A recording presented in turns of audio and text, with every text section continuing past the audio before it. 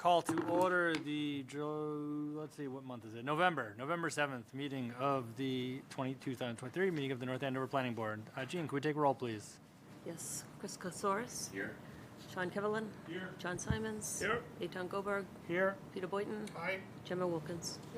Okay, everyone's here. Fantastic. 505 Sutton Street Redevelopment LLC, request for release of a $40,000 performance bond associated with September 9th, 2019 site plan review. Multifamily housing, reduction in parking and screening and landscaping special permit is modified on February 26, 2020. Jean? Yep, so as you're aware, this was a multifamily development adjacent to the newly constructed senior center. The development includes 136 market rate rental units within 3 buildings. The development is fully constructed and has received certificate of occupancies for each building. The engineer certification letter and as-built plan are in your packet, as well as the original recorded decisions. So Eric Luth and Alex are both here if you have any questions. Nothing left to do, right? It's nothing. So all clean, no issues? Nope. Nobody on the abutting street has an issue?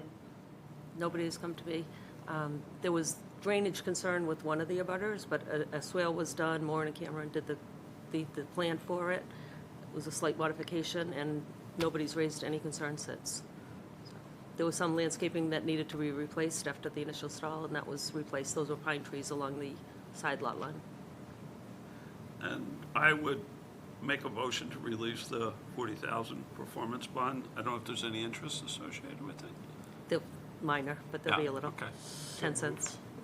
Okay, motion made to release the bond with any associated interest. Seconded. All in favor? Aye. Easiest one so far, right, guys? The project came out great. Good job. All right. Continued public hearings. 189 Willow Street. Vincent Grasso. That is a request to withdraw. Is that correct, Julian? Yes. He's also requested to withdraw with the Conservation Commission this past month. Okay, And so- the request is to withdraw without prejudice, Yeah. so that they can get their plans together again. Okay. Can we get a motion to allow the request to withdraw without prejudice? So moved. All in favor? Aye. Okay, that is withdrawn without prejudice.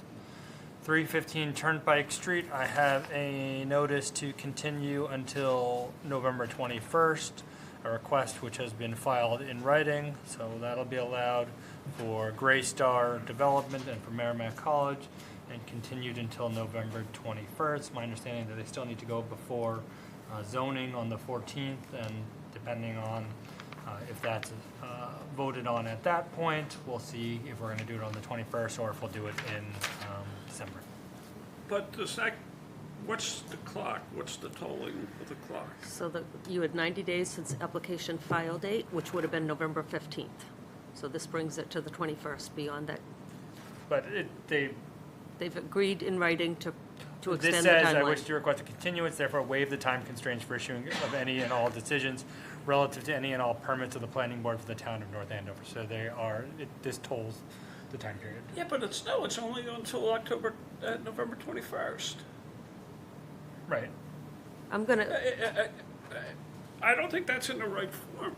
I think it has to be in a form that they waive, they gotta give us a specific date sometime in December to The render a last meeting, decision. we talked about a date in December. no, we talked about to the 21st. No, we can't live with this, because if we don't vote by the 21st on it and file the decision, it I'll give you- automatically I'll get tolls. another continuance, but they're going to come here on the 21st. But we can't file the decision by then. Nope, we'd get another continuance to the December 5th meeting.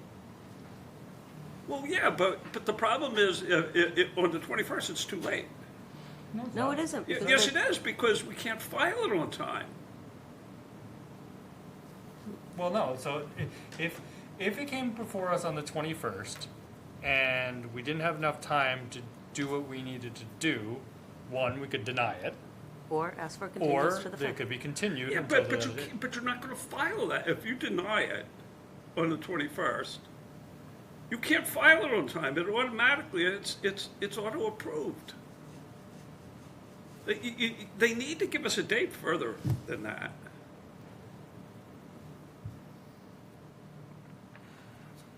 file the denial. Do you file a denial? You would, yeah. You would? Okay. I mean, what I would do is tell them they gotta do a date till at least the middle of December, and they gotta change that. And we'll vote tonight to accept that if we get it. If we don't get it from them, I think that's a problem. We're gonna have to have another meeting, we're gonna have to deny it. Okay, so let's, all right, so we're gonna continue the hearing till November 21st. I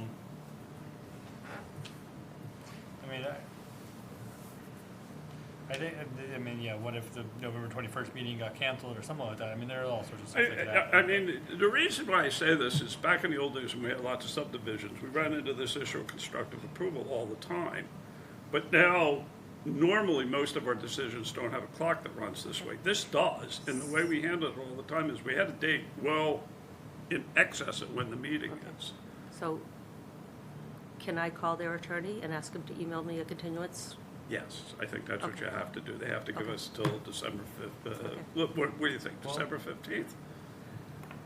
So, The okay, 19th so, is our well, there's meeting. two things. So we need to, let's separate the hearing date from the decision filing date, right? We can continue the hearing until Yep. November 21st. Yep. But they have to waive the time constraints for issuing in all decisions until a separate date, which will be December 15th. Because that'll give us the November 21st date and the December I want to make 5th. it the 19th, The because that's 19th. Tuesday. Well, no, but I don't want to make it Oh, I see. a meeting date. I want to make it in between meeting dates. Well, you either do it, like, when's our first meeting in December or December our 5th. second? 5th. So Do I it think in the between the 5th the and the 15th 19th. is Right, right, fine. right. Because we're gonna vote it on the 5th, or else we'll ask for another extension then. Right. Yeah. Okay. So let's do that. Okay, so I'm gonna step out, I'm gonna call him and see if he'll email it right now tonight. Okay. All right. For now, we'll continue well, let's just hold it. I'll just hold it. Yeah, let's hold it. All right. All right. Can I start 492 Sutton Street? Ken? All right. 492 Sutton Street, Homegrown Lacrosse LLC, application for a site plan review and watershed special permit. Article 8, supplementary regulations, Part 3, site plan review. Article 4, building and uses permitted. Part 5, watershed protection district. And Article 10, administration, 195, 10.7, the North Andover zoning bylaw. Applicant proposes development of 2.5 plus or minus acre leased area on the Lawrence Municipal Airport property, fronting Sutton Street and situated between Terminal Road and Old Clark Road to include construction of a 39,100 plus or minus square foot athletic facility with office space, parking lots, utilities, and drainage improvements. This project is located within the I-2 zoning district. So usually Jean gives us a queue up. I'll have her come back and do that. Why don't we hear from the applicants and just kind of talk about the plans and what's proposed for right now? Sure.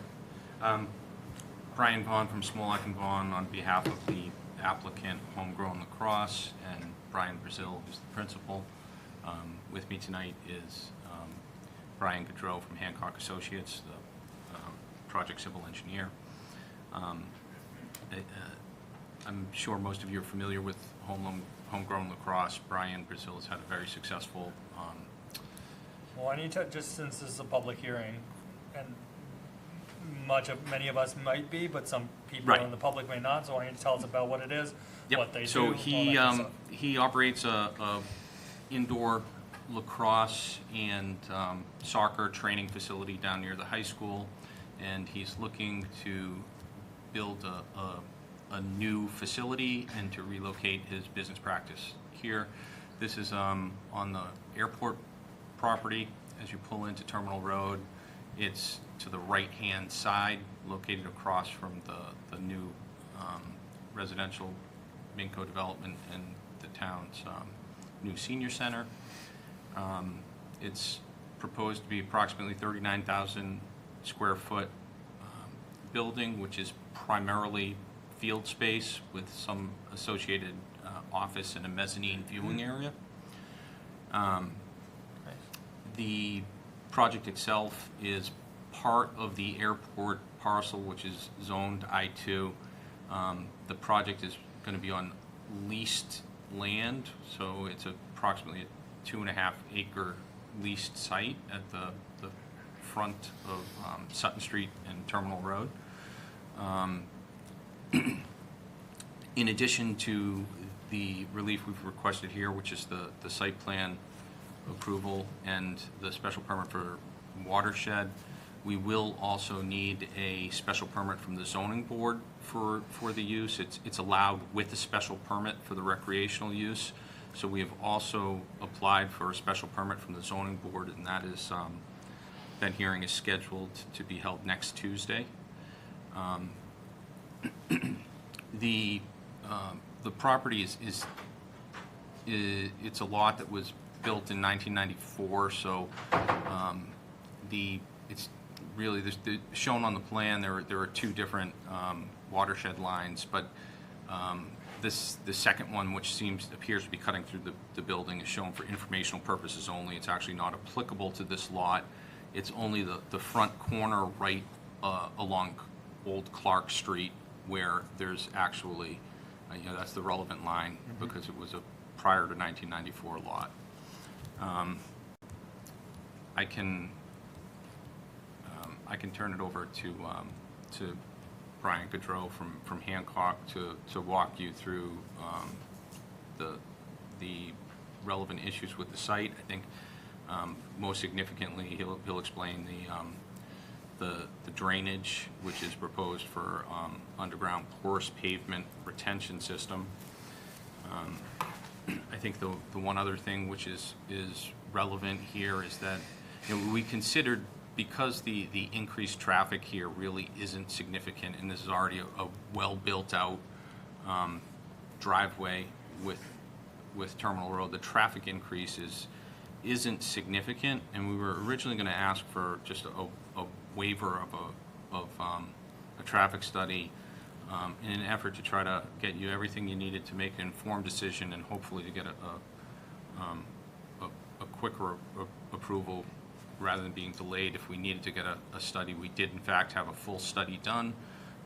That was just submitted last Friday. I'm sure you've received it, but may not have had a chance to dig into it too deep.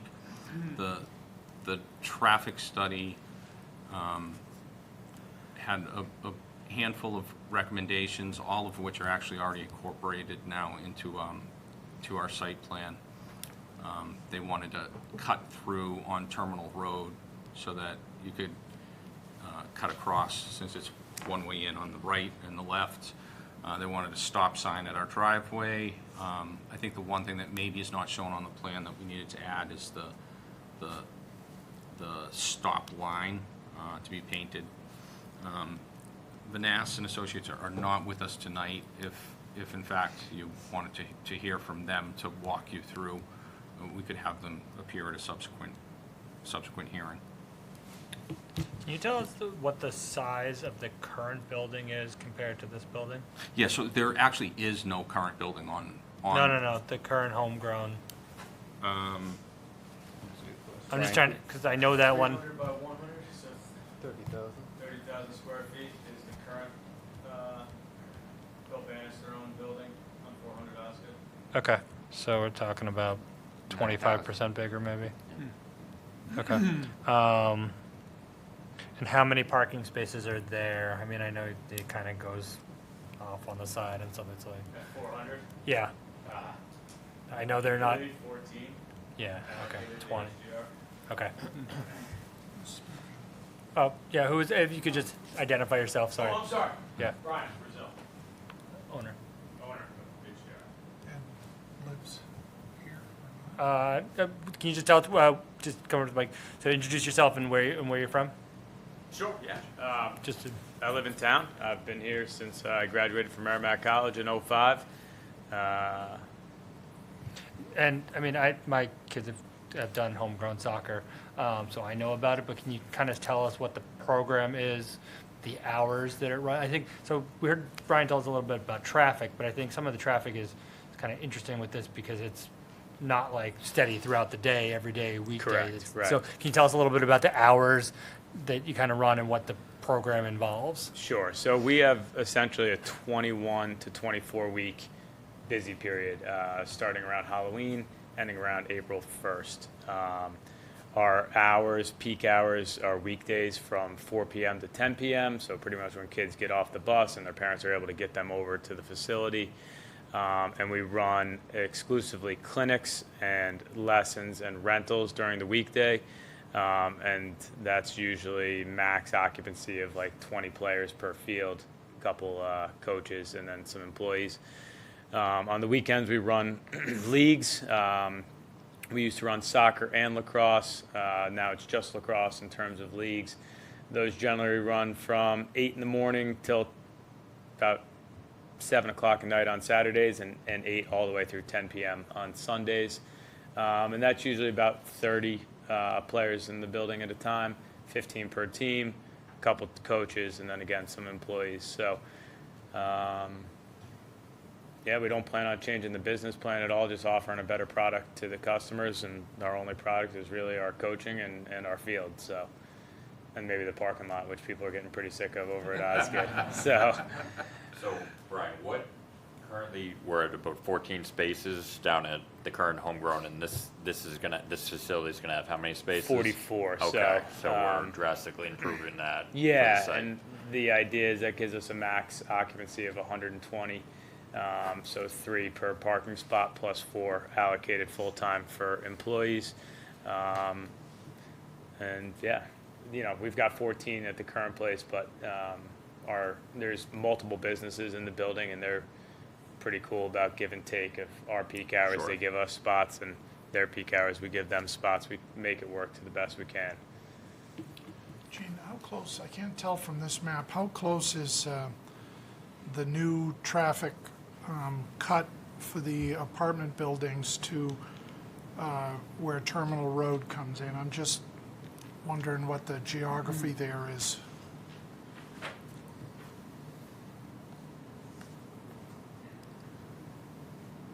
Here's the drive access, and this is Terminal Road. Where is the access proposed for this project? Is it on Terminal or is it on Yes. Old Clark? On Terminal. Okay.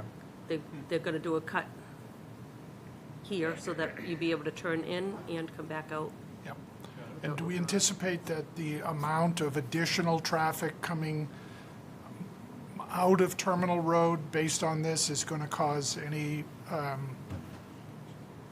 hit any type of threshold combined with the new traffic coming out of the multifamily area and the senior center? I mean, for what I'm trying to say is we did a traffic study Yep. for that based on existing traffic, and now adding these cars, is that going to exceed any of the limits that we thought we might have there? Is it going to make the traffic much Do you worse? want to speak to it, or you with the engineer? I mean, It's occupied now, so their traffic counts include the traffic coming and going from that site. Well, not from this additional facility coming out of Terminal Road. In other words, we've put more traffic onto Sutton Street because of that development, and Yep. the assessment was that we could do that. This additional traffic is still, I mean, there's no need to assess that additional traffic load here. I'm not trying to slow this down. I think it's a great idea. No, Look at- that's we can look at fair, that. Peter. We can, I mean, I want a little more time to go through the traffic study, Yeah. but it looks like the biggest peak is Saturday midday, and it looks like it's a 1.3% increase. Yep. Yeah. So the, I think it is based on peak hours, that it shouldn't be an issue, and in addition, I will say that when you have a chance to look at the detail of the traffic study, that it did take into account the anticipated Perfect, growth. perfect. I mean, the good part is that this peaks on Saturdays and Sundays as opposed to the senior Okay, center and the great. other. So that's a good compliment in Great. that sense. I had another question, unless you have one. I do, but go ahead. All right, let me ask one, then we'll go Sean, then we'll go Peter. There's an RFP, right, with the airport. Yes. So usually as part of these projects, usually it's the applicant is the owner of the property rather than leasing. Leasing is not a problem, but who's responsible for, I think we need to at least know or have it documented somewhere, and it might be, I just haven't seen it. Who's, Where's the voting tonight? I don't believe there is any voting. I don't think we have any voting. If there is, it would be at the high school, but I don't think there's anything on the ballot for North Andover today. I saw 2023 ballot copy on the website. Sorry to interrupt. That's okay. Check it. You would check the high school, but I don't think Yeah, so. no, nothing there. Okay. Yeah, it's okay. Glad you want to vote. That's enthusiasm. That's good. So, like, who's responsible for snow removal and maintenance and things like that? Do we have anything on that? So, you know, the terminal road, I believe, is now maintained by the airport, and I'm sure it will continue to be. And I'm sure that the applicant will be responsible for the snow removal on the leased site. I will say that the lease itself has not yet been prepared or finalized. The airport has authorized us to proceed with the application and seek the approvals, and then the applicant was going to enter into a final lease subject to obtaining the approvals. So I think as part of a decision, Gene, especially for the watershed special permit, we should have something that either there needs to be documented, O&M plan, or documented who Yeah, responsibilities. and I should mention, there is an final O&M rules. plan included Okay, that good. the applicant would undertake responsibility Okay, that- for. Good, okay, perfect.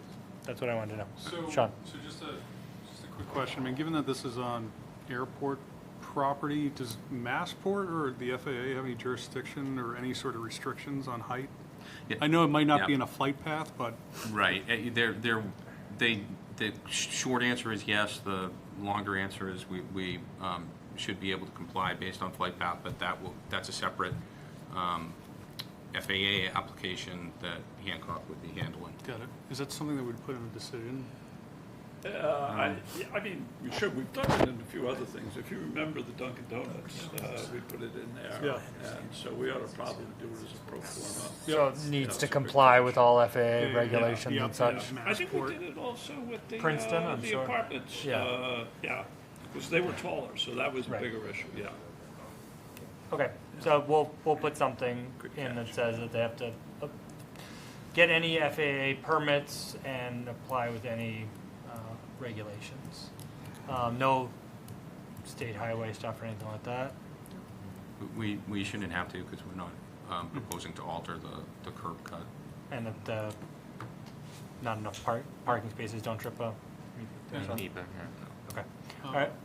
Sorry, go. No. It's I was Peter's just turn. following your question, go ahead. So just one quick follow-up, and you might get into this. I mean, mechanicals on this building, is it gonna be rooftop mechanicals?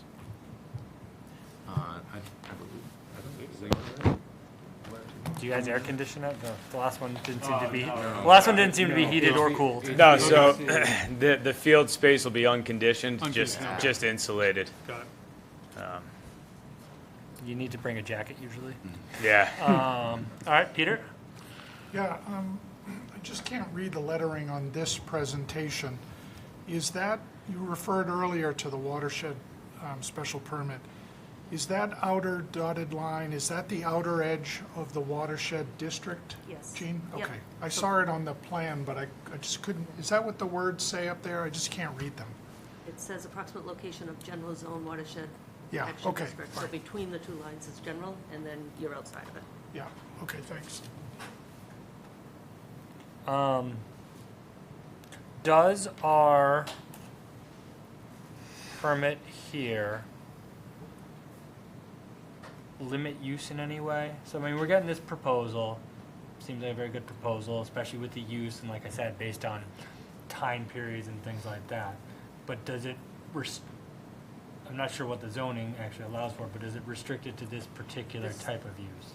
It's not restricted to this. There's other uses allowed in industrial 2 areas. Right. This is one of which is a permitted use in I-2. I just think our permit, I like this project, I think this is a great use of this space, but I don't know that it's really, I don't really have an overly big concern because the airport RFP is gonna allow them to do what they're proposing to do. But it shouldn't be something where you could then change midstream without Isn't our normal practice when we do site plan review, we approve it for that use, and if the use changes, they gotta come back? I mean, isn't that just a standard practice for what we do? So I mean, site- there are a lot of cases where we've had existing businesses replaced by another business, and we've brought the person in, and, Yep, so typically, I mean, if it's a retail plaza, it's restaurant, Right. retail, and Yeah. something else, whatever it may be, whatever they foresee that use being is what is described in the permit itself. If Yeah. they're gonna change the use down the road, within the bylaw for site plan, it says any change of use that materially changes traffic or Yeah. whatever, it trips a new site plan yeah, review. They right, come in that's to what I modify thought. I it. think if we do that, It's then- just an unusual yeah. use. The recreation, we don't get a lot of recreation uses. So it's Yeah. it just, Yeah, no, that's fair. this, I mean, this specific use I think is very good, but a different type, even a different type of recreation use, you know, if it was, you know, someone that's hosting basketball tournaments where people or buses are coming in or something like that, right? You could theoretically have that in this Yeah. type of thing. That would be problematic Yeah. because now we have a different That would type. be problematic because of occupancy and parking. And Right. so any one of those can then trip site Right. plan again. Okay. I just like wanted as much as we can just to specify it to Yep. this particular proposal. Okay. Other current questions, comments before we? Are you gonna go further to just talk about, like, what the building's gonna look like in the drainage and stuff like Yep. that? Were you planning Yep. on? Okay. We interrupted. Yeah, Mostly so- Peter. Go ahead. It was my fault. All right, go ahead. So I guess I could take it from here. Brian Goodrow, Hancock Associates, with the civil engineers and land surveyors on this project. So to get more technical about our proposal, it's a 2.5 acre lease area, as Brian had already described. Generally speaking, it's flat. It's an open field right now. We've been out there, we've conducted soil testing to understand groundwater conditions and soil texture. The site has been worked a number of times over the year. As a matter of fact, this summer when we were conducting our existing condition survey, there was a massive pile of loam that is no longer there. So basically, the site has been disturbed, but underneath that, about a foot down, you hit native materials. So we have good sandy soils out there. Groundwater is about 2 feet down across the entire site. So looking at the proposed project from a stormwater perspective, we essentially have to raise the elevation to be able to create topographic changes to capture and treat the stormwater runoff. Now, we looked at a number of different ways to do that, from conventional catch basins and open pond drainage to what we have proposed, which is a porous pavement. The reason why we selected porous pavement was, one, because of the sensitivity with the watershed, obviously, and then two, it allows for a smaller cross-section. So the import of material on this site to allow for development, we tried to minimize as much as possible. So the parking lot is entirely porous. If you're familiar with porous pavement, it's a very specific cross-section of engineered aggregate. So you have an open graded asphalt on the top that allows the water to go through. There's a choker course below that that kind of provides a little bit of storage volume for, really intense rainfall. And then from there, it filters down through a filter course where you get your treatment from phosphorus, nitrogen, total suspended solids, and then it goes down into a reservoir course. Now, the reservoir course is the storage volume of the practice. Now, on this particular site, we're actually piping the roof runoff from the building into that porous pavement reservoir. So we've sized it for not only the parking lot, but also for the building itself. So with this drainage approach, we're essentially minimizing the amount of topographic change we have out there, and we're capturing all of the stormwater runoff and then putting it into the ground. Now, the porous reservoir has an overflow outlet, so there's a series of under drains underneath the parking lot that convey water from the roof and also spread it out across the entire surface area. And then there's an outlet structure in the parking lot that has a weir. The weir is set at an elevation at the top of that reservoir. If the porous fills up, it will then, stormwater will then go over the weir, and we're proposing a new manhole on Old Clark Street. That's the ultimate point of discharge. So should the porous fill up during really infrequent events, say a 100-year storm, it will be conveyed into the drainage network out on Old Clark and then off into the town's MS4. Now, so that's generally our kind of grading approach and our stormwater. Utilities, we have access to gas, water, electric. They're all on Terminal Road. All of our utility connections are proposed within the airport property, and they're all readily available. The building will be fully sprinkled along with domestic water for bathrooms and things like that. The parking lot will be lit. There'll be a couple of poles in the parking lot, and then the remainder of the building over points of egress, so just doorways. You'll have small wall packs on the building. All of the proposed lighting is dark skies compliant, fully cut off, and downlit. And then we've also provided a schematic landscape plan, which is also on the lighting sheet. So there are trees that are being proposed to be planted within kind of what is the open field at the outskirts of the parking lot, as well as kind of a heavily landscape buffer along Sutton Street. So it'll really kind of help beautify the view shed from that main road, which is the focus of the landscape buffer, and that's what the area that we keyed in on. In terms of existing vegetation, very, very limited clearing. It's an open field right now. There's no trees in it.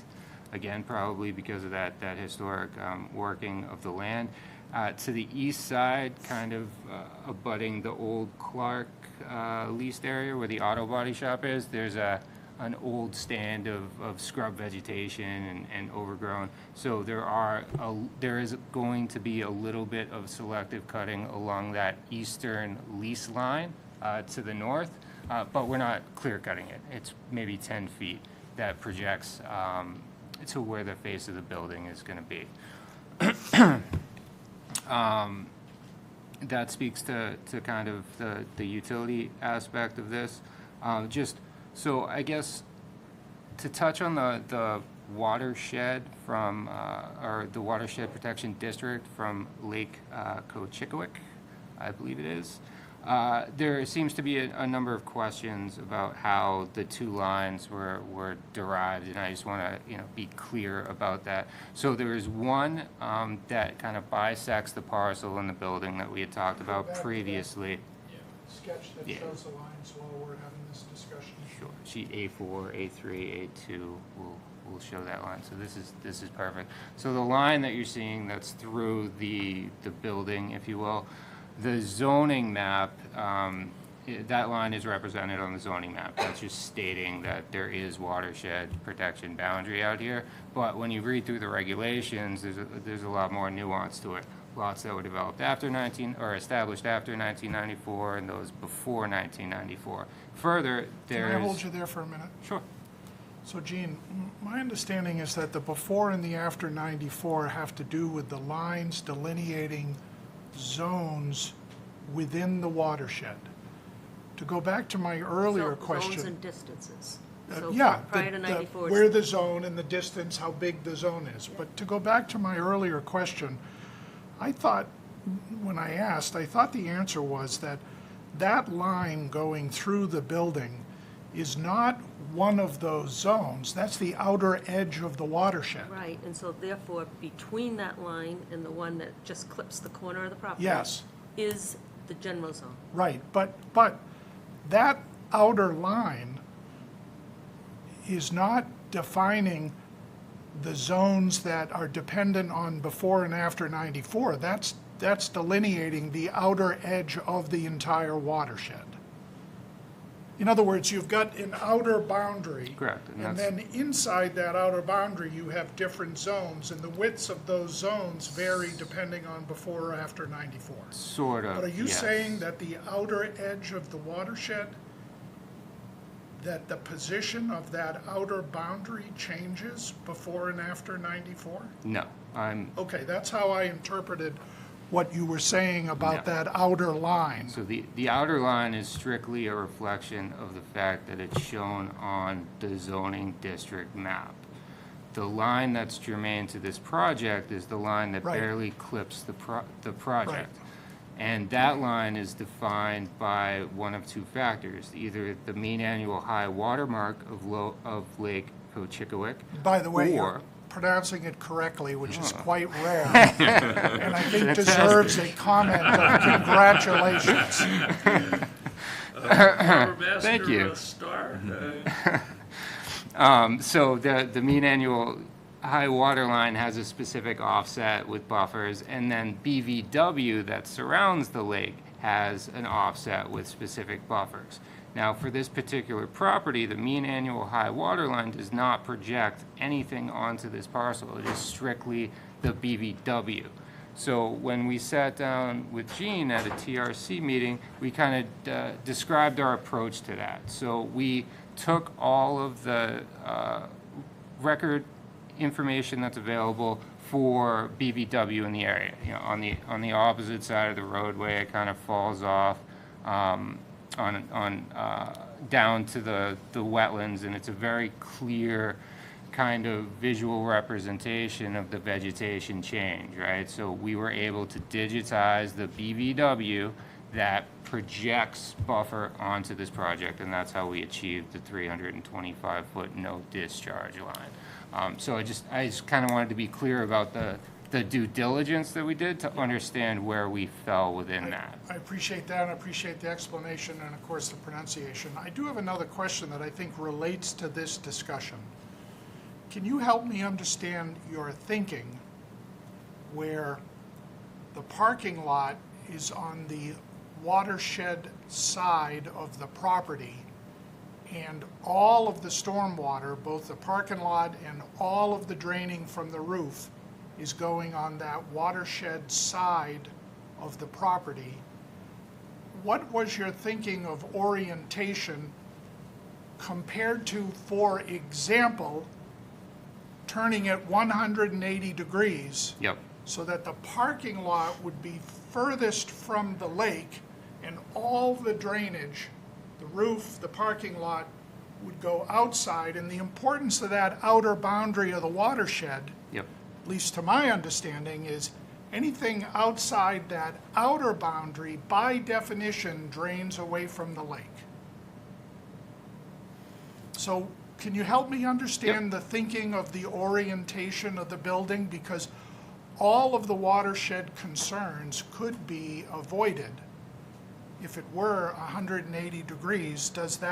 Was there some reason that was persuasive to be in this orientation? So two things, really. First, topographically, while the site is generally flat, it does slope towards Sutton Street. So that is the ultimate point of discharge. So that's, water goes there now, and water is going to go there post-development. So by selecting a porous pavement practice, we're actually reaching a higher level of treatment than traditional catch basins. No, So I get that, and I appreciate that. And then Yeah. Why don't you finish to go do the second part, and then jump in, John. And the second part of your question was the orientation, flip it, right? So if you look at the geometry of the lot, there's a line that has a double dash in it. That's the front yard setback. So you can't actually flip the building proper without having the building encroach upon the front yard setback. So by doing that, we would then have to change the lease area, potentially go further back into the airport property. The lease that Brian had negotiated kind of set out this area for it, and this is how we could get the building to fit in there. I don't see the double dash line that you're referring to. Gene, can you help with your cursor? Just So, Help with what? so the question front is yard. where the front yard is. I'm not sure It's, I don't know, it's this dash line right here. Front setback. The front yard setback line. It's, Is it on this page, or it should I go is to a the solid line with two dashes. Yeah. That kind of mirrors the right-of-way on Old Clark and Sutton Street. right where that It's cutting through the curve is. temporary stockpile area. Yeah. Correct. Yep, and then kind of curls up on Old Clark. Following up on that, because that was the question I was going to ask, are the dimensions of the leased lot those ones that are dotted, and what's the outer perimeter of the parcel? The line is represented by a silt fence line, so if you see on this sheet, the line with the boxes, and it kind of goes around the entirety of it, that is the lease area, not the small rectangle up front that says temporary stock. Right, no, storage okay. area. It's that entire parcel. My question to that is, okay, that is the lease line. It looks like the building at the top is really close to that lease line. Is that my imagination, or how close is it? About 15 feet, I want to say.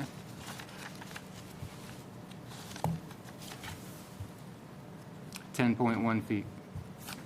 Do they have to comply with zoning? They do to the parcel lot lines, not the leased area, though. Okay, According to okay. the building. That's what I was wondering Yep. about. I figured, but I wasn't sure. I mean, if this were its own parcel, it wouldn't be conforming, right?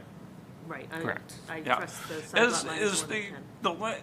the property right above it, which I think you said is the auto, or place, is that part of the, It is airport property, Oh, it's and that's airport, another okay. lease area. yeah, okay. And so the distance to that corner of the building would be, I would So, think, a suitable I setback. guess back to Peter's point, was the point I was originally going to raise, is you're talking about topography and how it's sloped down, but isn't the way the delineation of the watershed defined is like it's the crest? So anything to the left would have to drain to the left, which means where the line is the high water mark, and anything to the right would drain down. So I guess That's my where I point. agree with you. Yeah. That if, again, I just didn't understand your thinking to orient this way, and I see the line you were referring to, but I don't quite see what the conflict is if the building were reversed so that the parking lot is all the way on the left and then the facility is all the way on the right. But if that were the case, and if you did the drainage the same way, then by definition, everything would drain away from the lake because you're over the crest. So, And I'm not saying that it's a requirement. But if- Again, I think it's a great plan. Just what was the thinking? so is it the front yard setback, the zoning, is that the issue? It's a combination of those two. So if the parking lot was flipped and it was going towards the back, I don't necessarily agree that is the crest of the watershed. These things are delineated on a very small scale, and we're looking at the site with 1 foot contours versus the way the watersheds are generally delineated on USGS maps. So you're not picking up the nuance of the Is your point microtopography. We would Is your still. point that the watershed map is a general line and not necessarily drawn accurately? Not to the level of detail Precise. that this plan I mean, is. Okay. I think that could well be That the could case. well be. I mean, that makes sense. You're down to a level of granularity and exactitude here that's a little Correct. bit So different. the only Okay. thing I would say is that, to Peter's point, if flipping it, you already have to go, did you say you already have to go before ZBA? Did you For say that? use permit. Yes, for use. Again, if this is the better plan in terms of drainage, or if it's equal, then fine, but you could flip it around, and if you're already going to ZBA, get a variance, because the front, this front yard thing, nobody cares, because that's not a real front yard, and that's not, there's no one being affected by that, so I get that you're trying to meet zoning, which is good, but it's, in this case, it doesn't seem like an actual And important thing. don't get me wrong, I think it's a great idea to do this. Sounds like most of the board does. It's just that had the thinking been the other way around, it would be like a home run, even if that outer boundary, and I think you make a fair point as to the accuracy, the outer boundary should be the crest, but it's probably not exact. But even with that in mind, if it is flipped, and if all the drainage is oriented towards the parking lot like it is now, but on the other side, by definition, it's further away from the lake, and probably at least some of it is just simply going to drain away, and it's just better. But it's still a great idea. I guess I agree with Peter, but I don't see how flipping it creates a zoning problem. Because if it's not a zoning problem now, and all you do is just flip it over, why would it become a zoning problem? So if you look at the parking lot itself, Which is the where, edge can of you the, show us the parking lot? Where where are we We looking? lost our cursor. I have Our a cursor laser person. I don't know if it's gonna work though. So where are we looking? Yeah, it's not gonna work. All right, so the parking lot is kind of absent contours. It's a white space, and you can kind of get the shape of it in the center. On the right-hand side of that, there's a little bit of grading, but further out, there's a couple of contours that are a lot further apart. We're carrying our porous reservoir out to there, so it's not the edge of the parking lot that would have to shift to be the other face of the building by flipping it 180. It's the contours that are about 25 feet away. That whole section would have to be placed in the other orientation, so the face of the building would be where those two contours are, not the edge of the parking lot, which is beyond that front yard setback.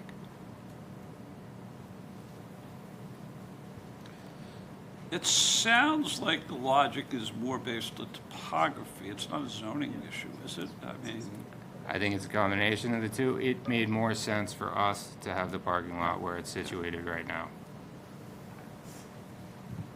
I'm sorry, I missed that. I'm not sure.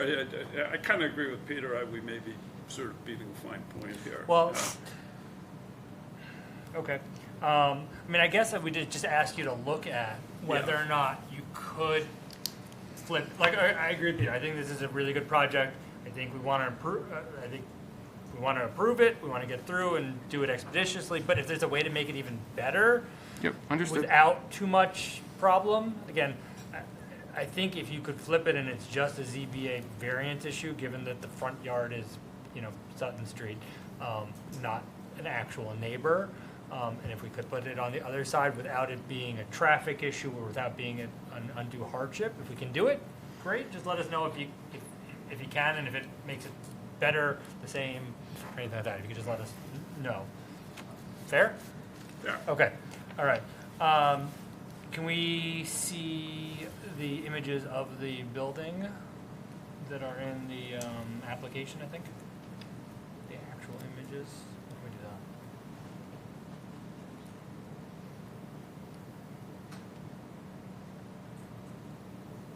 It was in application,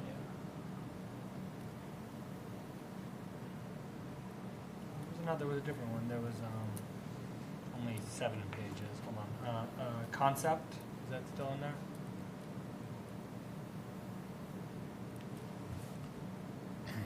Yeah. Let's do this. What's the height of the building proposed? 48 feet, okay. To get under the FAA regs of 50. Do you want to push it to 49?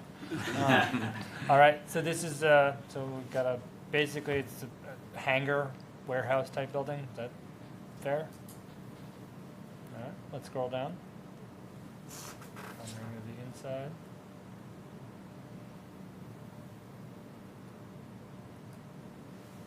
Can I ask what type of field you use?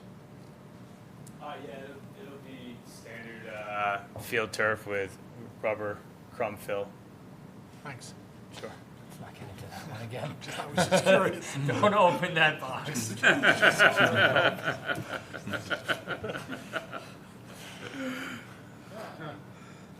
Okay. Okay. Do they have any, there any issues or requirements with colors and lighting and stuff like that with the airport? Like that it can't be too, I'm not, yeah, I don't not that I'm know. aware of. Okay, I just wondered, I don't know if they can be too bright or too dark with things coming in. I did, for what it's worth, present this to the airport board. Yeah, About a month ago, and they loved it. Okay. They were concerned about if that was going to be transparent at night with lights on, and it's Right. not. And they were fine with Okay, it. as long as they're asking that same question, that's great. Okay. Anything that anybody else wants to ask about? Jean, what kind of peer reviews are we doing, if any? So the stormwater peer review Yeah? has turned around one letter. They just responded to it yesterday. So Okay. there was a lot to respond to. I think they appropriately responded to it. So I would anticipate by the next meeting it could be closed. Can we ask this question of them specifically, is there any substantial impact or benefit of flipping the building and putting the parking lot on the other side? Because if it's minimal, With all of the stormwater to still drain under the parking lot, but on the opposite end of the building, outside of that outer edge of the watershed. because if there's a minimal benefit, then so be it. Then I don't think we need to really say much more about it. But if it's a significant benefit, then I think we should more strongly consider it. Okay. Okay, do we have any members? I just have a question. So, Is go ahead. That watershed line that we're discussing, I know, Pierre, you brought this up, is that applicable for this special permit? And that was the question that I believe you guys went back and forth on. It's definitely in the watershed, right? Right. A permit. I'm talking about the Yeah. line that's cutting through the parcel.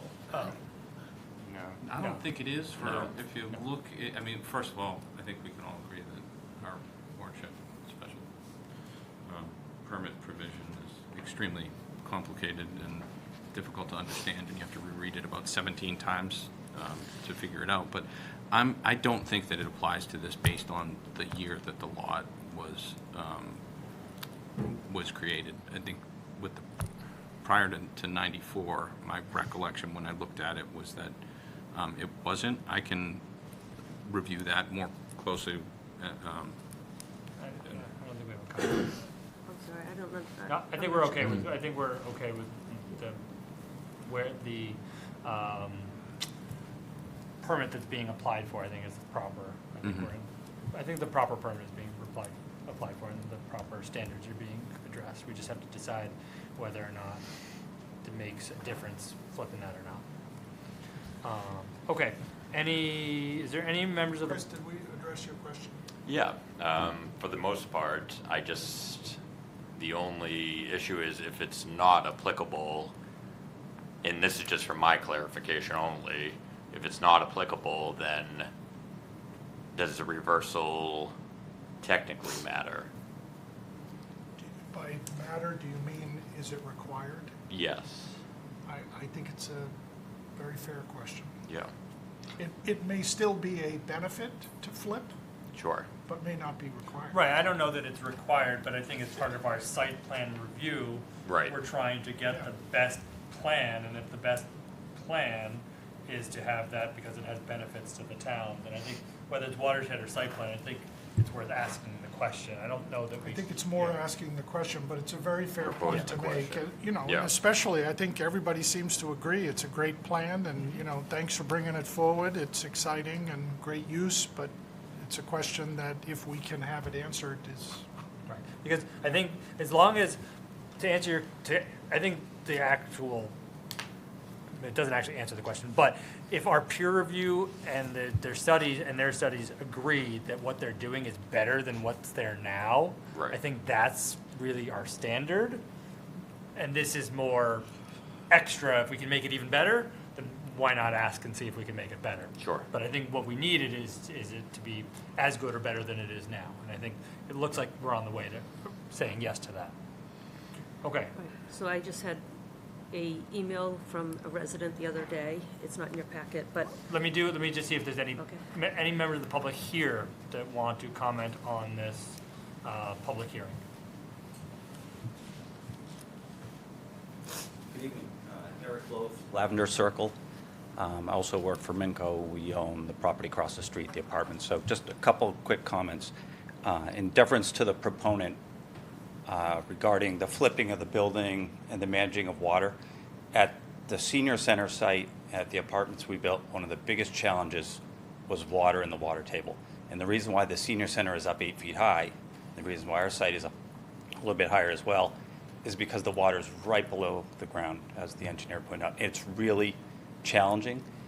More importantly, it's really expensive. So if you look under the senior center parking lots and under all the parking lots at 505 Sutton, there's big chambers under there. You could like walk through them. Very, very expensive. So even if it was a kind of a wash from a site planning perspective, I think if the water is flowing that way and they have some grade to work with, I would probably allow them some leeway to do it the less expensive way, because you could be adding, $500,000, $1 million, $2 million of water retention. Anyway, that's just a quick comment. I'm not an engineer. The other piece is, I know when we went through planning, zoning, and everything else for 505 Sutton, we spent a lot of time in front of the planning board, and then working with our architects and landscape architects, and Gene did the same thing. But the overarching drive was to make our project in the senior center really look as good as possible, because this is one of the gateways to North Andover. So I agree with everybody else. My kids have played lacrosse down there. My neighbors' kids have played lacrosse, and I'm really excited because I go in and out of the high school 4 times a day because I have 2 kids there. And I see how busy they are and people parking on Harkaway. So this is awesome. I think it's a great amenity for the town. I'd love to see them do everything they can to make it look as good as possible. A lot of the decisions that we made and the town made with the senior center were functional, but a lot of them, frankly, were aesthetic. And it wasn't that there was an extra return to us or an extra return to the town, but it was going to make it look better. When you look at the stone wall that runs along the front of that site and coordinates as you come in, from China Blossom and head down Sutton Street, you look at it and go, all right, that turned out pretty well. And I know we have the airport and some of the industrial buildings that never going to change, but I'd love people to pull in and say, look at that new building these guys built. That looks great too. So just a general comment, whatever you can do to try to help them make it look as good as possible, and then give them some of the leeway on the water and stuff like that. All right. Thank you. Thank you. All right, anyone else here? Nope. Gene, comment that has been received. So it was John Strauss, who's a resident in North Andover. He's also an engineer. And I'm a member of the Master Plan Implementation Committee. Yep. So Right, Andrew?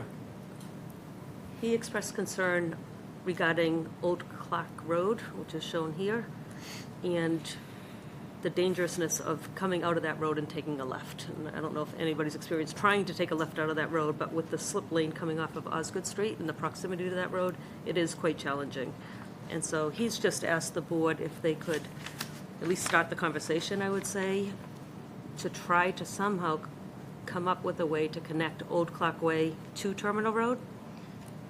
And based on this overview, that looks like it'd be fairly challenging, and I'm not so sure whether it would be the town working with the Airport Commission to try to create some provision for property in the future to make a connection. But that way, Old Clock Road could potentially become a one-way in and loop around and exit out of Terminal Road, which is just a safer sight distance from this intersection. I mean, seems like a very reasonable idea. I don't know that we have any, I don't think it fits this project. I don't know that we have any jurisdiction about it, but it's certainly a worthwhile idea. I mean, it's kind of one of those broader public policy issues that kind of involves what the role of the airport is in the total. Well, but the other thing is that Clark Road goes up to like the tire store, and there are other businesses up there. And they're all on airport property as well. Right. So that's what that road is serving, is these properties. Seems like it should be a public, I mean, it does seem like a legitimate public safety question, but shouldn't that be a conversation between the airport and the police department? With the town in general, yeah. Yeah. And those are the three parties, like the town in general, the police department with traffic and safety, and the airport. Do we get real estate taxes on properties at the airport? As far as I know, no.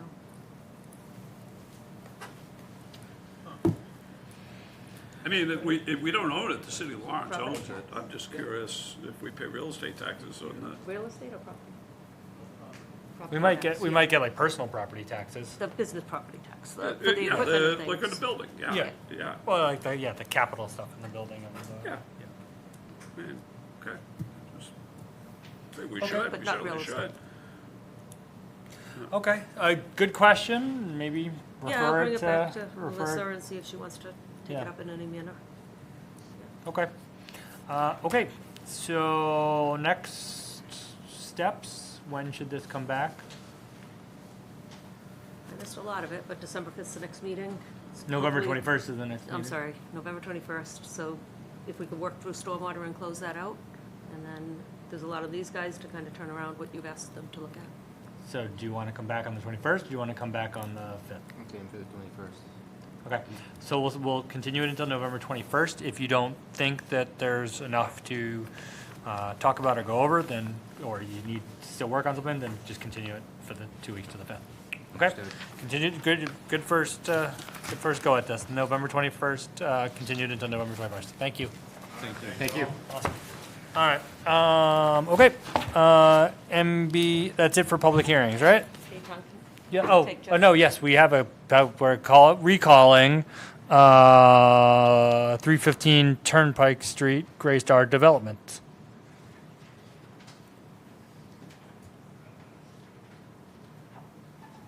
I think we, You know the way out of the building.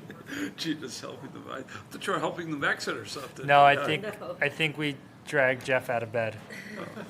I missed you all. Yes.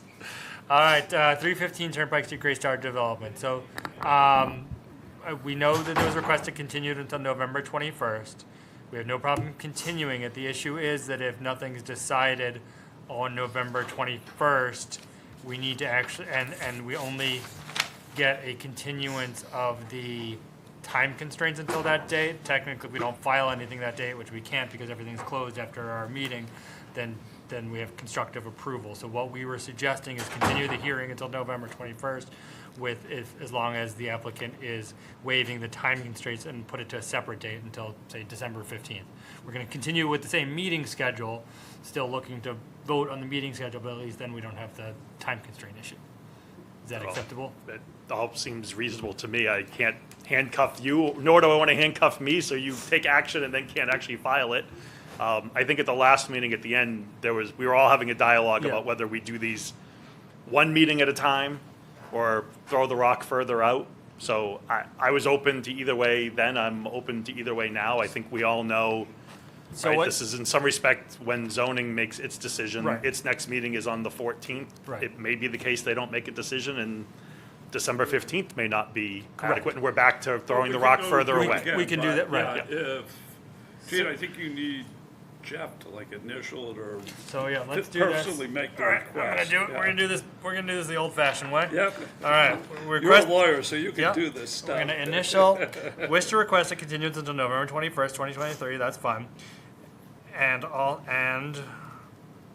waive the time constraints for issuing of any and all decisions relative to any blah, blah, blah, until December 15th, 2023. And I'm assuming if we all find that there's a decision to be made on the 21st or whatever, that Yep. you don't, yeah, that's fine. No, yes, the decision can come at any point. Yep. It's just just the time constraints are waived. That means we don't have to, but no, we can decide it on the 21st, we can decide it on December 5th.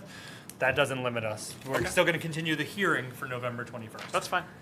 And so I'm going to timestamp that a second time into the clerk's office in the morning. If you could initial or initial and sign, or sign and sign, that's fine. Okay. Okay. Awesome. So we will still see you on November 21st.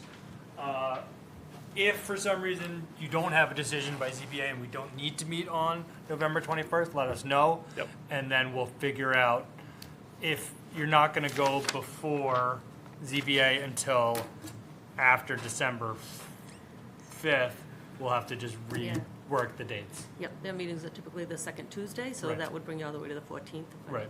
So is that something the, like add both of this? Well, let's just see what happens. Yeah, and as far as the 21st, I mean, the one outstanding item that I can recall is, John, you asked for images of other buildings Great. similar to So these. on if there's campuses. something to do, let's do it. Yeah, so that's the only thing, otherwise, I think everything's wrapped up here. Okay. Great. Okay. Thank you, Jeff. Well, Thank you very much. I appreciate it.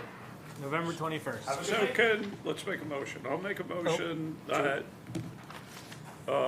continues the public hearing to the 21st, and per the applicant's request, extends the timeline for rendering a decision to December 15th. Second.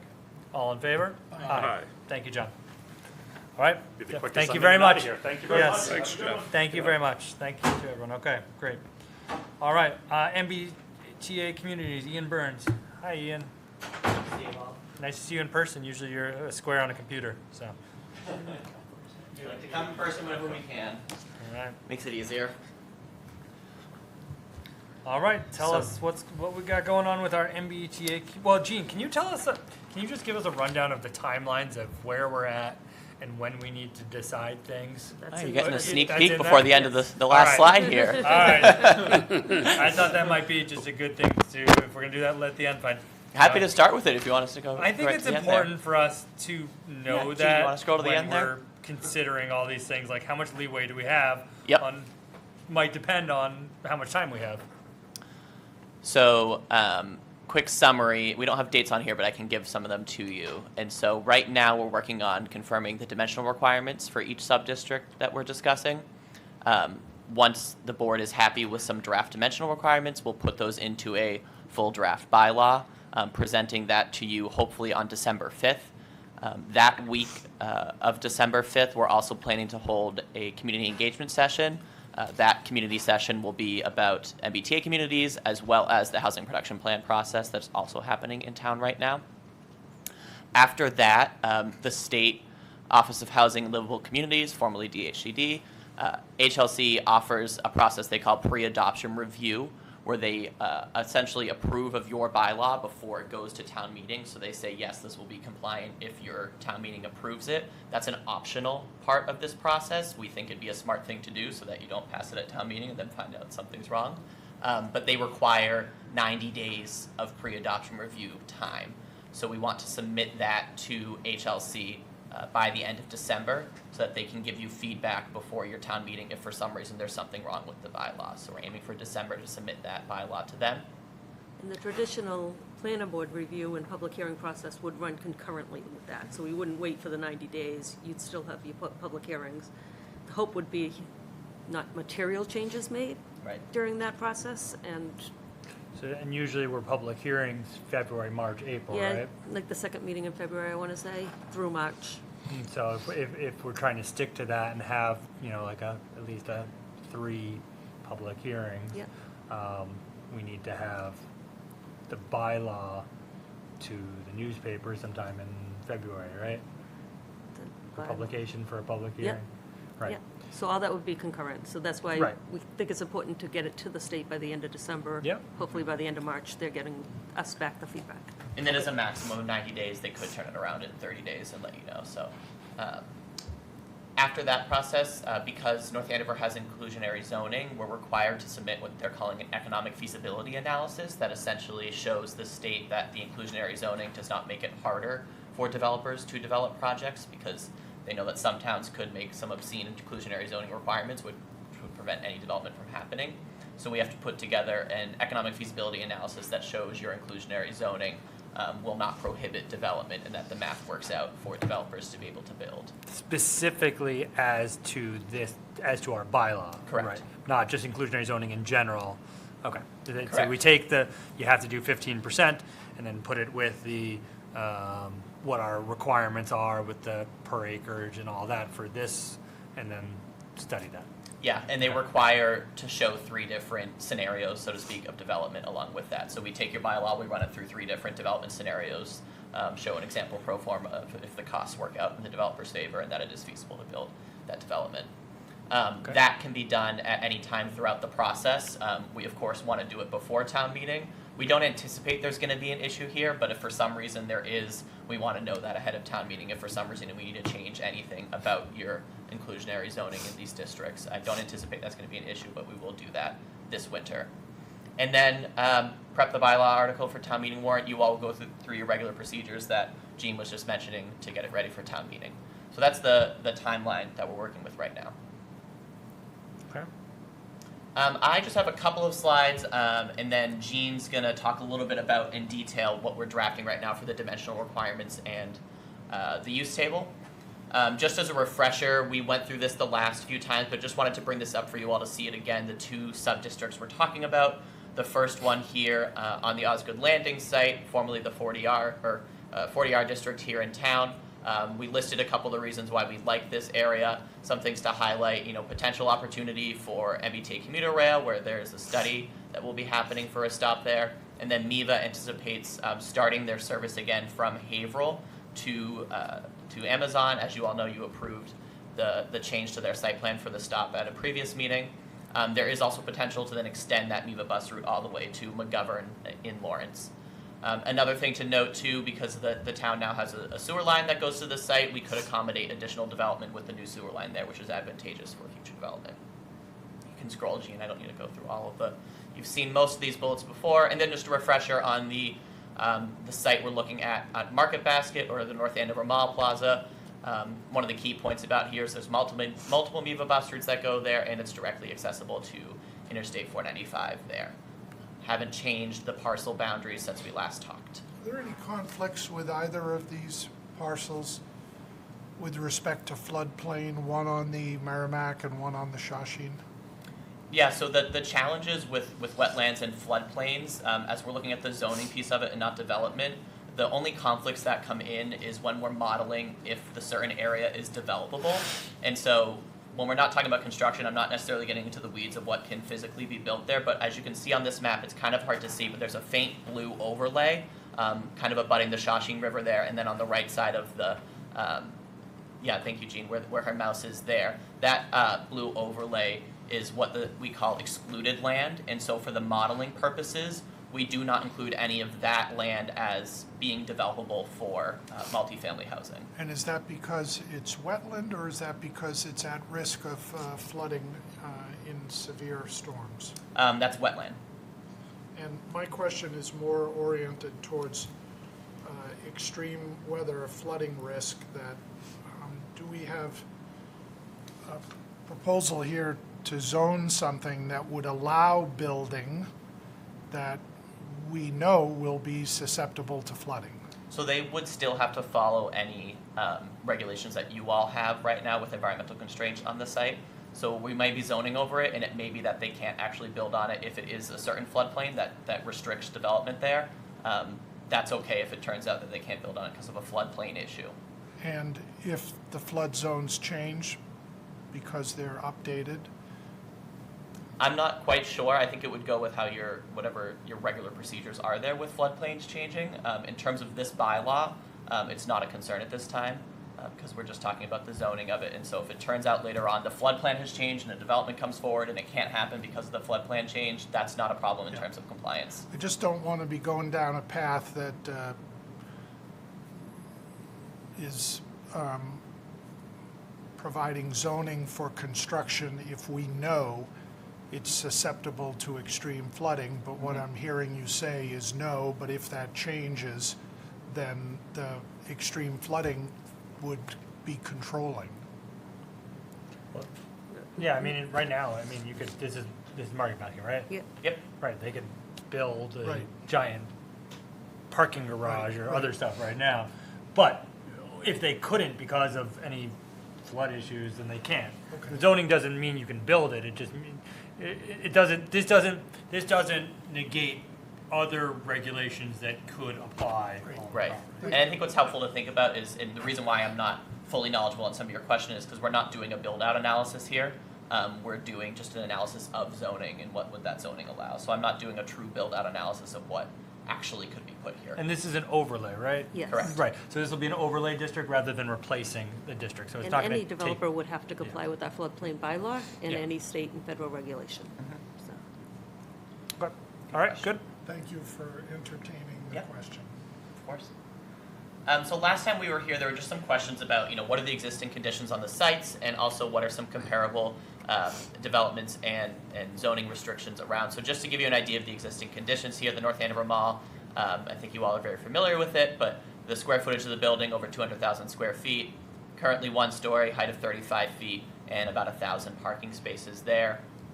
Including a new bookstore for anyone who Including- hasn't It's already been. open. Yeah, the Purple Couch Bookstore, it's in between the salon and and dental office, maybe down towards the end.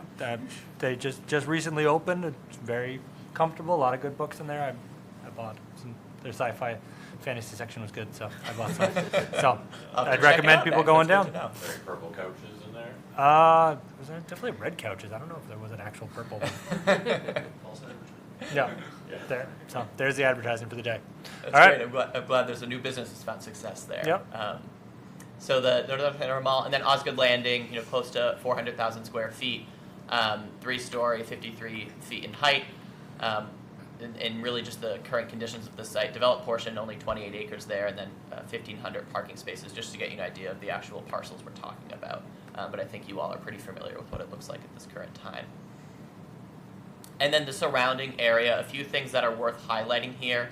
Number one, the North Andover Mall. I think we've talked about this before. We chose this area because if we're zoning for 3-4 stories on the North Andover Mall area, the abutting property lines on Waverly Road are set a bit higher than the actual site. That way, if it is 3 or 4 stories, it's not going to maybe look 3 or 4 stories from the abutters there. So as you can see, the topo at the rear property line is 77 feet, so that's up on that slope near Waverly Road, and at the front building line is 35 feet. So you have a pretty significant difference in the actual height if you were to build on the North Andover Mall and then what it would look like from Waverly Road. And that 77 is very dramatic. It's behind the building and it's just a slope up to, the rest of it is a And wooded gradual as well. decrease.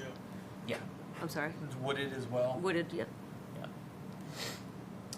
And then Osgood Landing, of course, it's seen a lot of changes in the past several years.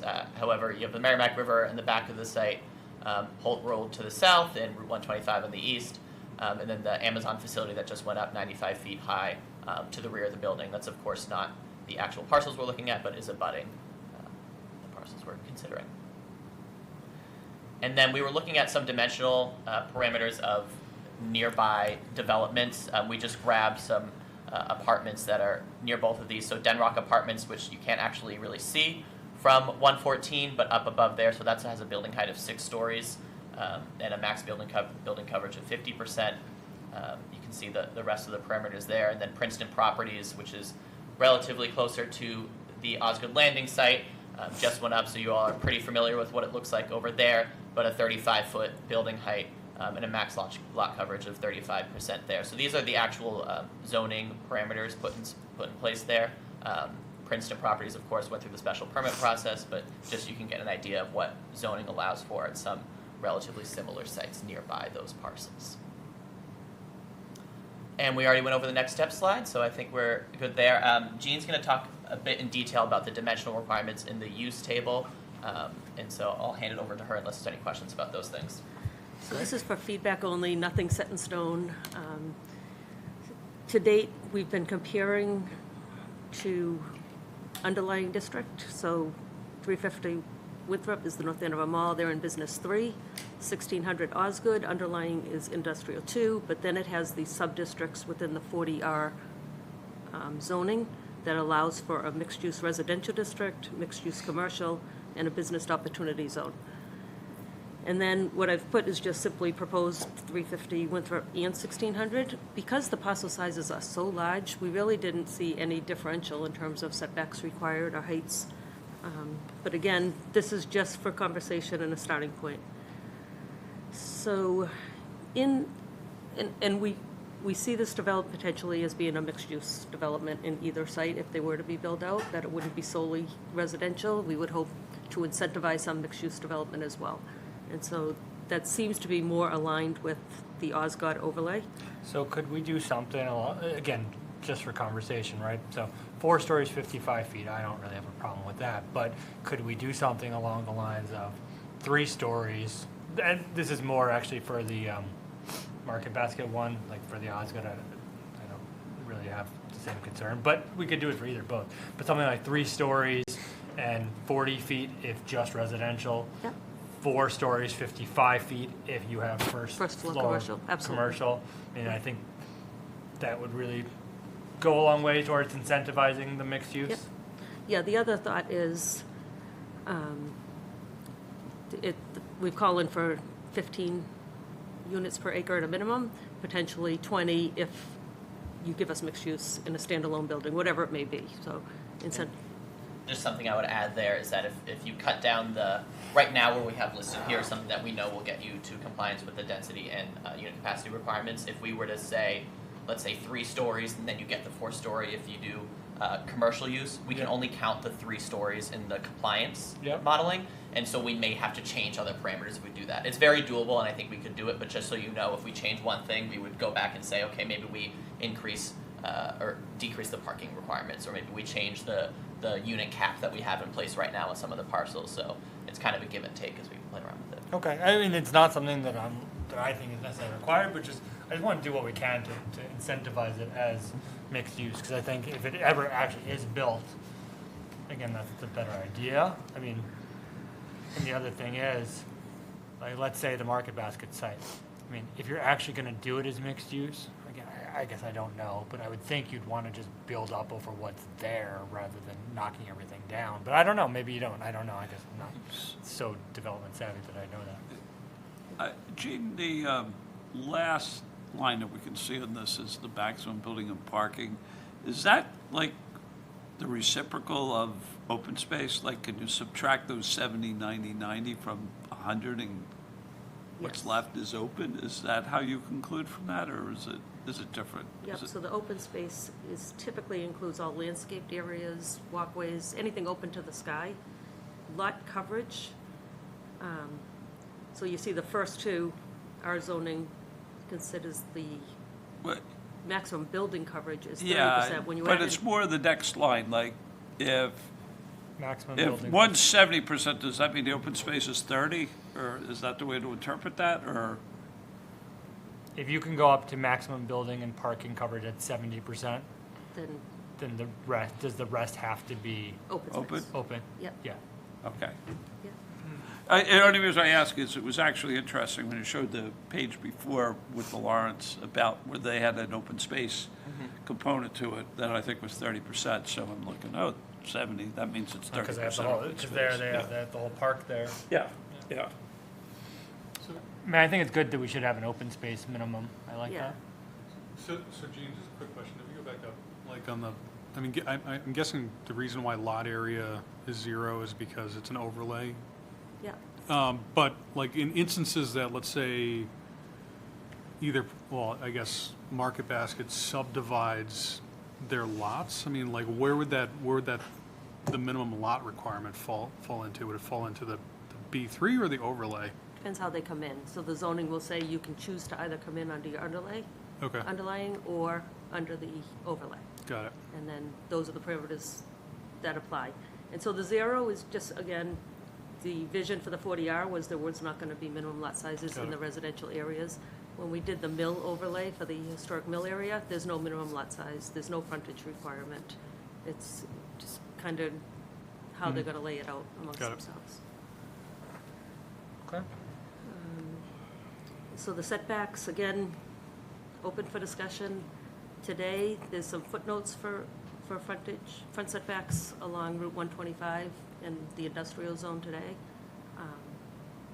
But then, again, within the Osgood, it kind of the overlay has different requirements. Mhm. And so we're proposing 50 feet. If it's a mixed-use development built out on those areas, it seems appropriate.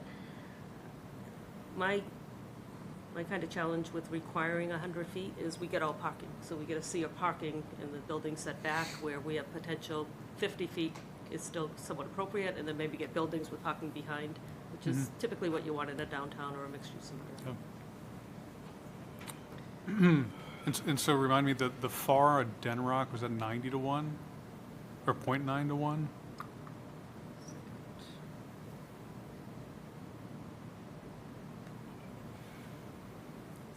Oh, it's 0.7, okay. And again, the mill area, it's 1, but 2 by special permit, so we allowed some flexibility for a denser thing there, but I kind of just stuck to these zoning comparisons. Okay. And then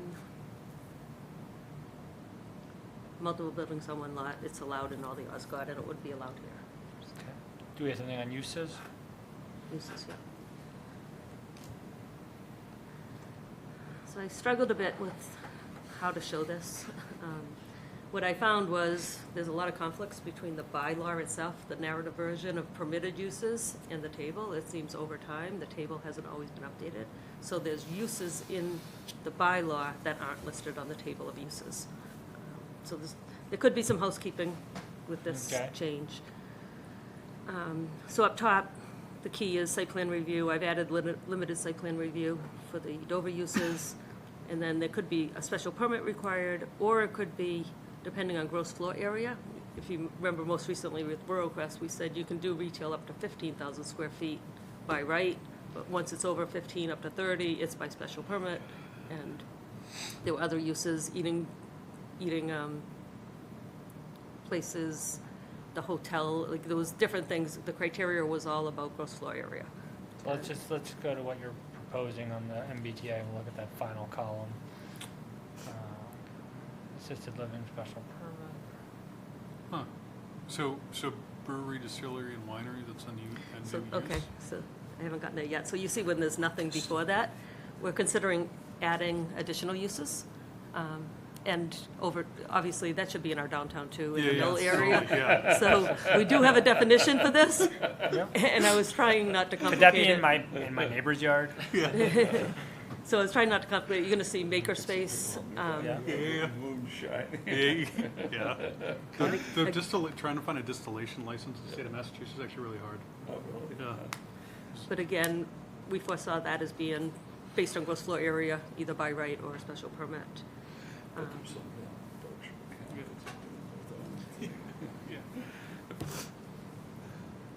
we really tried to stay somewhat consistent with what we were foreseeing for Crest as well as the Osgood.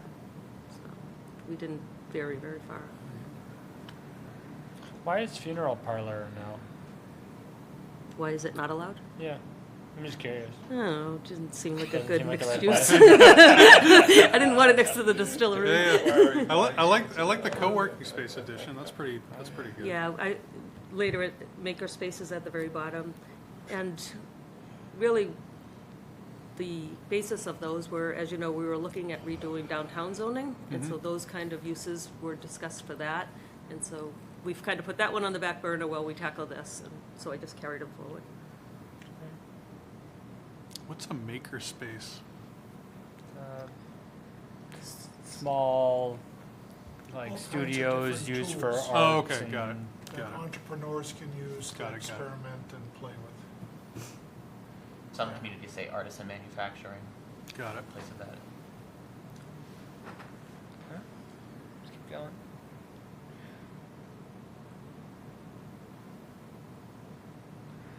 So again, the mill area at one time wanted to do a boutique hotel, and in Crest, they were talking more of a boutique, and so we do have a definition for that.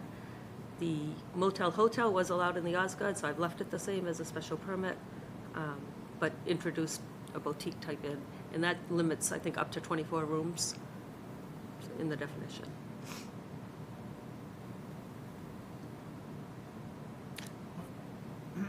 So, is there like an actual legal difference between boutique inn and hotel and just hotel? I don't think we define hotel and motel in our definition section, but we would add a definition for hotel, for boutique inn. Got it. And we can look to add a definition for the other. Yeah. There are state definitions that we could probably work off that have to do with how you can leasing and things like that. So there are, I think there are state definitions that we could use. Use a sheet test. Yeah. All right. So anything else? Okay, so retail establishment, like I said, Yeah. would depend on gross floor area, retail plaza. Man, we have a lot of uses. Yeah, I thought this would be a bit tedious, to be honest, so. But no windmill. Yeah. um, Wish I had old-fashioned windows. Is there anything we can put in to encourage solar? Just, I don't know. No, you don't want it? No, not as a solar. I meant like roof-mounted Yeah. solar. Sustainability Yeah. clauses can be written into the bylaw. Yeah, I think that'd be great. And then, yeah, something like, you can, just something small, not a big bonus or something like that, but I think there could be something to encourage roof-mounted solar, not making this a solar farm or anything like that. Yeah, you just can't require it, but you can encourage it, certainly. Yeah. You can incentivize it, so to speak. Right. You can't require it. You can require anything green energy-wise that you require across all of town, but not specifically to this district. We have a use for windmill? We do. Okay. Yeah, I agree, this is not an appropriate windmill site. No, unless we go with a Dutch theme, Dutch windmill. Okay, awesome. I think these look good, Gene. So no Two- strong what about, objection for any of these. The next two- step, like we said. I don't would know be- about two families. We did no to single families, right? We said no to single. Yeah, it wouldn't make sense to do two families. And we wouldn't want to, because people are grossing up 2 families to be $1 million properties if they're smart about how they do it. Is that what you want? I mean, I don't think that's what we I'm okay dropping 2 family. I left think it because no, it was in the I think Osgood. that defeats the purpose of the whole bylaws. Yeah, for a multifamily starts at 3 and up. Yeah, so I think By no, I definition. say no to two families. Good with me. I'm curious, when you are talking about a sustainability clause, what would be the incentive? That I hadn't come up with, but I don't know if it means you can get a little bit extra bonus for density, or you get, I don't know where else you can do incentive, but that, something that says projects that have sustainability or solar will be preferred. I think you probably have to do some sort of bonus. I'm not sure. I have to make it small, but I don't know. Yeah, I've been involved in projects with a bonus for sustainability that it's usually density or dwelling unit count. So your bonus is if you could build, I don't know if it's gonna be applicable here, but as our zoning reads, if you could build 10 units, and all of a sudden we wanna put in a kicker that says if you do it sustainable through Passive House or whomever, that 10 units goes to 12 to Yeah. 15 units. But I don't know. Yeah, right now we're If that could restricting be density on the site, enforced but or not limits. You can limit the total number of units Okay. across the per parcel, but right now we're just restricting the actual density. So probably if you were trying to do incentives, you would go for density, because that's what we're restricting right now. And I think that, logically it makes sense, right?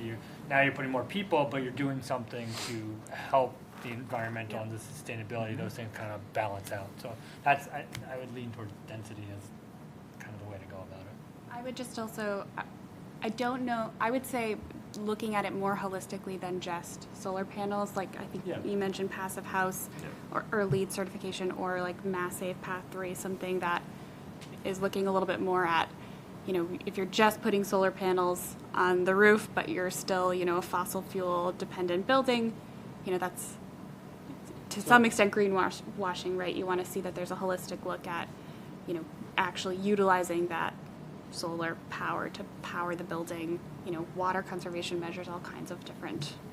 So I'd say so the next step is drafting the bylaw, so I'd say I'd leave it to you guys to figure out what the bonus should be, but Gemma, if you have some suggestions for what we want to incentivize, and get that over to Gene and to Ian, and they can add that in, and then we can figure out what kind of potential bonuses there would be.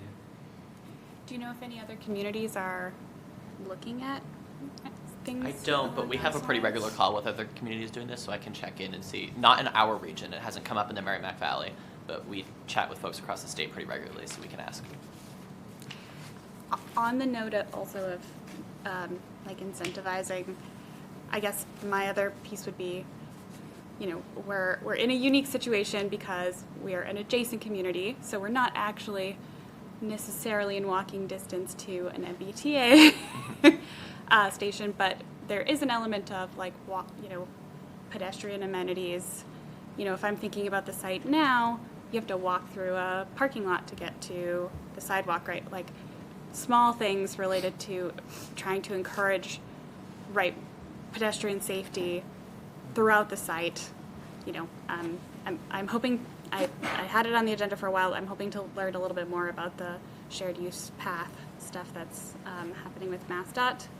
But I don't know if there's ways that we can kind of build in, that there has to be an eye towards pedestrian amenities. Yeah, so we can, you can include design guidelines as a part of this bylaw. They can't be, the state has a certain sentence they have about them being overly restrictive, but we can certainly include design guidelines. And you can add, in the special permitting process, although, what are we calling it here? Not special permitting, but design review? Site Plan review. Plan review, sorry. Site plan review, but plan review here. You can add certain things to that plan review, and we can include design guidelines if there's something specific about the site that you want us to encourage folks to have. Yeah. Okay, great. So next is a draft bylaw? Yep. Okay, With the target date of December 5th. And so okay. we'll send that as early as we can. You can review it. My thought is to stay on the same path as the Osgood and the Rural Crest that we just did. They're both by plan review.